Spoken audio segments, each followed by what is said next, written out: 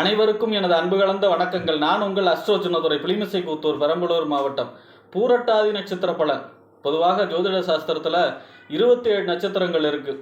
இந்த 27 நட்சத்திரங்களுக்கும் 9 கிரகங்கள் இருக்குது. இந்த 9 கிரகங்களுக்கும் 27 நட்சத்திரமும் 3 நட்சத்திரங்களாக பிரித்து கொடுக்கப்பட்டுள்ளது. நம்ம இந்த 27 நட்சத்திரத்தில் ஏதாவது ஒரு நட்சத்திரத்தில் தான் நம்ம பிறந்திருப்போம். இப்போ நம்ம பிறக்கும் பொழுது இந்த 27 நட்சத்திரத்தில் இந்த 9 கிரகங்களும் 27 நட்சத்திரத்தில் ஏதாவது ஒரு நட்சத்திரத்தில் தான் இருக்கும் பொழுது நம்ம பிறக்கிறோம்.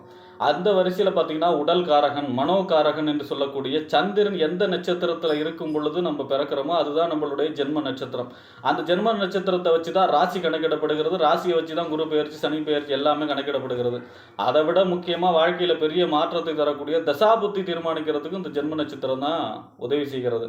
அதை ஜென்மத்தின நட்சத்திரத்தை வச்சு தான் முடிவு செய்யப்படுகிறது. இப்போ உதாரணத்துக்கு ஒருத்தர் திருவாதிரை நட்சத்திரத்தில் பிறக்கிறாருன்னு வச்சுக்குவோம். இந்த திருவாதிரை நட்சத்திரம் யாருடைய நட்சத்திரம்? ராகுவுடைய நட்சத்திரம். அப்போ அவர் பிறக்கிறப்ப திருவாதிரை நட்சத்திரத்தில் சந்திரன் இருந்தால் அவருக்கு முதல் திசை பார்த்தீங்கன்னா ராகு திசை, அடுத்தது குரு திசை, அடுத்தது சனி திசை அப்படின்னு வரும்.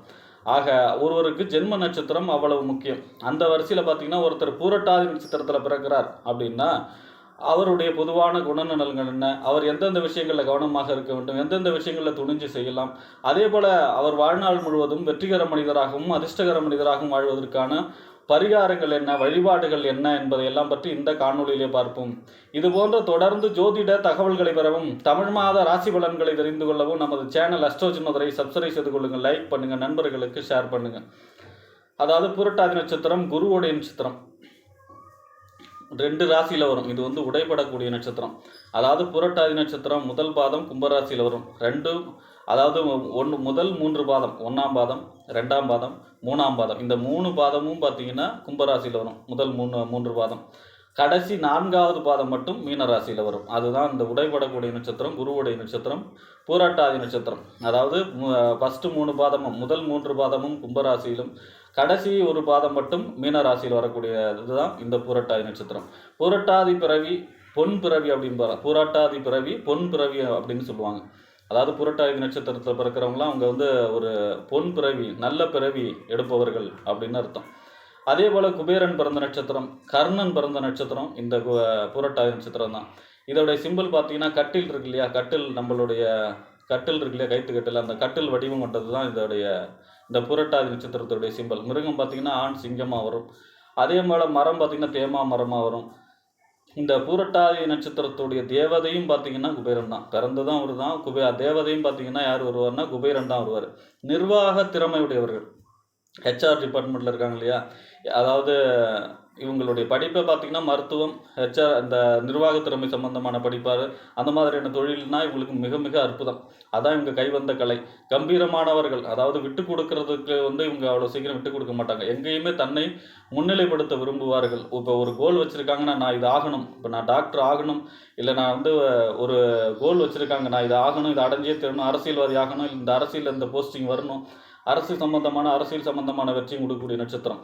அப்போ இந்த அரசியல்வாதி, அதாவது இந்த எம்எல்ஏ ஆகணும், எம்பி ஆகணும், அல்லது பார்த்திங்கன்னா டாக்டர் ஆகணும், இந்த மாதிரியான ஒரு கோல் வச்சாங்கன்னா அதை அடைஞ்சே தீருவாங்க. அதுக்காக எதையுமே விட்டு கொடுக்க மாட்டாங்க. யார் எது சொன்னாலும் தன்னுடைய அந்த நோக்கத்திலிருந்து விட்டு கொடுக்க மாட்டாங்க. அதை அடைஞ்சே தீரணும். பிடிவாத குணம் இருக்கவர்கள் இந்த புரட்டாதி நட்சத்திரக்காரவங்க. அதே போல் பார்த்திங்கன்னா தந்தைகிட்ட கொஞ்சம் பிரச்சனை இருக்குது. என்னென்னா அப்படின்னா தந்தையுடன் கருத்து வேறுபாடு ஏற்படும். அப்படி இல்லைன்னா தந்தையை விட்டு கொஞ்சம் பிரிஞ்சு இருக்கக்கூடிய அமைப்பு, இந்த மாதிரியான அமைப்புகள்லாம் இருக்கும். குடும்பத்தில் பார்த்திங்கன்னா 2 திருமணம் இப்போ யாருக்காவது நடந்திருக்கும். அதே போல் பார்த்திங்கன்னா குடும்பத்தில் இந்த கருச்சிதைவு, அபார்ஷன்லாம் இந்த குடும்பத்தில் நிறைய நடக்கும். கருச்சிதைவு நடக்கக்கூடிய குடும்பம். அதே போல் பார்த்திங்கன்னா இந்த பூரட்டாதி நட்சத்திரத்தை பொறுத்த வரைக்கும் யாராவது இந்த குடும்பத்தில் தலைமுறையில் 3 தலைமுறைக்குள்ளே யாராவது தற்கொலை செய்து கொண்டவர்கள், இந்த மாதிரியெல்லாம் இருப்பாங்க இந்த பூரட்டாதி நட்சத்திரத்தை பொறுத்த வரைக்கும். உஷ்ண சம்பந்தப்பட்ட நோய்கள் அதிகமாக பார்க்கும் இவங்களுக்கும் குடும்பத்துக்கும். தீராத தலைவலி, கண் சம்பந்தமான பிரச்சனை, தைராய்டு, முதுகெலும்பு பாதிக்கிறது, இந்த மாதிரியான பிரச்சனைகள்லாம் இவங்களுக்கு அடிக்கடி இவங்களுக்கும் குடும்பத்துக்கும் ஏற்படக்கூடிய அமைப்பாக இருக்கும். ஞாயிற்றுக்கிழமையில் என்றைக்கும் அசைவத்தை தவிர்க்க வேண்டும். அதே போல் பார்த்திங்கன்னா இந்த பூரட்டாதி நட்சத்திரத்தை பொறுத்த வரைக்குமே கொடுக்கல் வாங்கல், இதுதான் ரொம்ப இவங்களுக்கு சிக்கலான விஷயம். கொடுக்கல் வாங்கலில் ரொம்ப ரொம்ப கவனமாக இருக்கணும். யாருக்கும் ஜாமீன் கையெழுத்து போடக்கூடாது. அதே போல் பார்த்திங்கன்னா இவங்க பணம் கொடுத்தா திருப்பி வர்றதுக்கு ரொம்ப கஷ்டம். அதே பணம் கடன் வாங்கினா கூட அந்த கடனை அடைக்க முடியாத சூழ்நிலையை அடுத்து கடனை ஏற்படுத்தி கடனை அடைக்க முடியாத சூழ்நிலையை உருவாக்கிட்டே இருக்கும். ஏன்னா எதையாவது விற்று கொடுக்குறோம், அந்த அமைப்பில் கொண்டு வந்து இழுத்துட்டுரும். அதனால் கொடுக்கல் வாங்கல ரொம்ப ரொம்ப ரொம்ப கவனமாக இருக்க வேண்டிய நட்சத்திரம் எது அப்படின்னா அது இந்த புரட்டாதி நட்சத்திரம் தான். அப்போ இந்த புரட்டாதி நட்சத்திரத்தை பிறகும் பணம் விஷயத்தில், அதுவும் பணத்தில் கொடுக்கல் வாங்கல் விஷயங்களில் ரொம்ப ரொம்ப கவனமாக இருக்கணும்.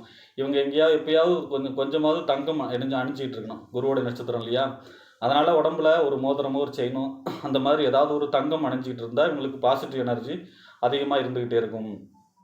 அதே போல் பார்த்திங்கன்னா அந்த புரட்டாதி நட்சத்திரத்துடைய முதல் திசை அப்படின்னா அது என்ன திசை வரும்?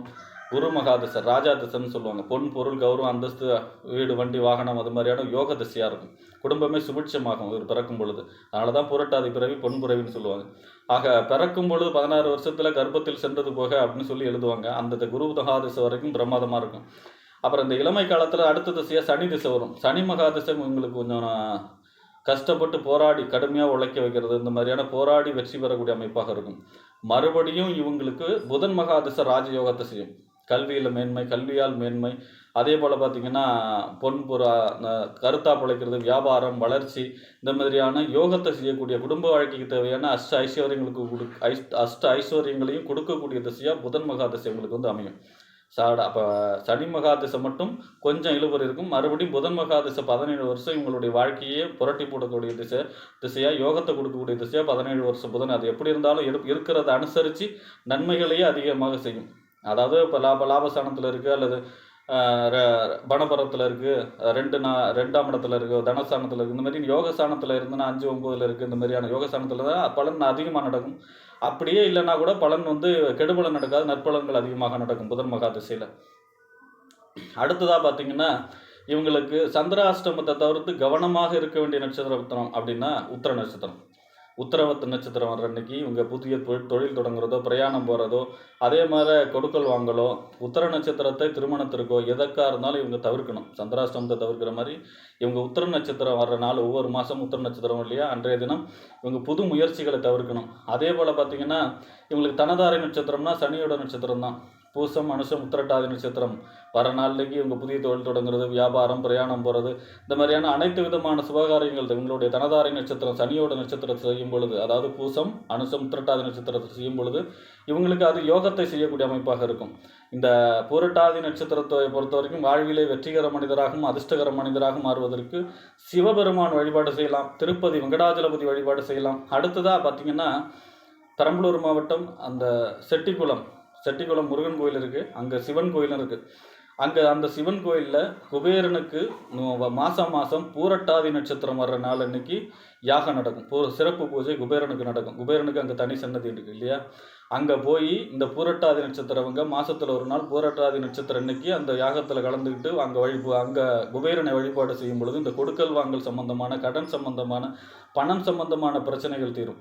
இவங்களுக்குன்னு அந்த கோயில் மிக அற்புதமாக இருக்கும். குபேரன் வந்து அங்கே சிவபெருமானை வழிபட்டதுனால அங்கே போய் இவங்க பூரட்டாதி நாள் அன்னைக்கு செட்டிக்குளத்தில் சிவபெருமானும் அங்கே குபேரனை வழிபாடு செய்யும் பொழுது இவங்களுக்கு இந்த கொடுக்கல் வாங்கல் சம்பந்தமான பிரச்சனை, கடன் சம்பந்தமான பிரச்சனை, இது மாதிரியான அனைத்து பிரச்சனைகளும் தீரும். ஏன்னா குபேரன் இழந்த செல்வத்தை அங்கே இருக்கிற சிவபெருமானை வழிபட்டு தான் மீண்டாராம். அங்கே வந்து பார்த்திங்கன்னா ஒரு ராசிக்குமே குபேர தூண் இருக்கும். அந்த மாதிரி அங்கே போய் அங்கே வழிபாடு செய்யும் பொழுது பூரட்டாதி நட்சத்திரம் வர்றாங்க. பூரட்டாதி நட்சத்திரத்தை அன்னைக்கு மட்டும்தான் அங்கே குபேர பூஜை நடக்கும்.